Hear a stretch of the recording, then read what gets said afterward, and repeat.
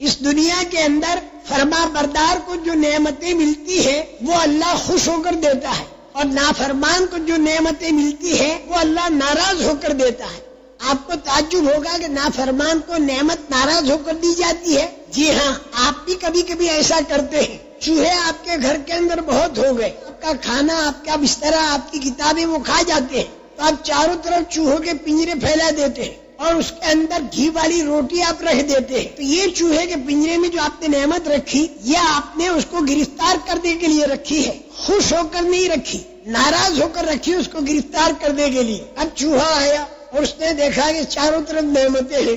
اب کوئی اس کو سمجھا دے کہ بھئی یہ نعمتیں دکھائی تو دے رہی ہیں، لیکن اس کے پیچھے بلائیں چھپی ہوئی ہے۔ پوچھتا کیا بلا ہے؟ نعمت تو دکھائی دے رہی ہے اور بلا دکھائی نہیں دیتی، کہ جب تو روٹی کا ٹکڑا جو کھینچے گا تو تار ہٹے گا اور کھٹ کی آواز آئے گی اور تو اندر پھنس جائے گا، چاروں طرف دروازے تیرے نکلنے کے بند ہو جائیں گے، جیسے فرعون کے لیے چاروں طرف کے دروازے بند ہو گئے، جیسے قارون کے لیے چاروں طرف کے دروازے بند ہو گئے، جیسے ابو جہل کے جتھے کے لیے، اور جیسے قبیلے بنی غطفان کے لیے، اور جیسے قیصر اور کسرا کے لیے، اور آئندہ جا کر دجال کے لیے بھی چاروں طرف کے دروازے بند ہو جائیں گے، اور یاجوج ماجوج کے لیے بھی چاروں طرف کے دروازے بند ہو جائیں گے۔ تو اے چوہے، تیرے چاروں طرف کے دروازے بند ہو جائیں گے۔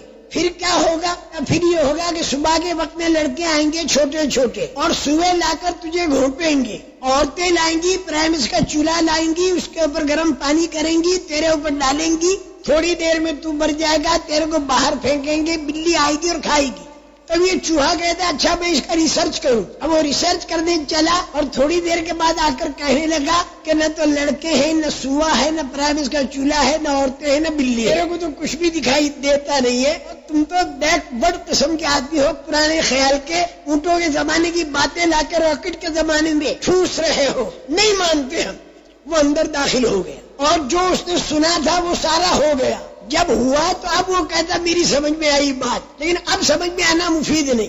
نافرمان کو نعمتیں دینا ایسا ہوگا جیسے چوہے کے پنجرے کی نعمت، اور فرما بردار کو اللہ اگر کوئی نعمت دے تو وہ ایسا ہوگا جیسے طوطے کے پنجرے کی نعمت۔ طوطے کے پنجرے میں نعمت دی جاتی ہے خوش ہو کر اور دل بہلایا جاتا ہے۔ اللہ پاک قرآن پاک میں نافرمان کی نعمت کے بارے میں خبر دیتے ہیں کہ ہم نے دروازے کھول دیے، اور فرما بردار کی نعمت کے بارے میں اللہ خبر دیتے ہیں کہ ہم نے برکتیں کھول دی۔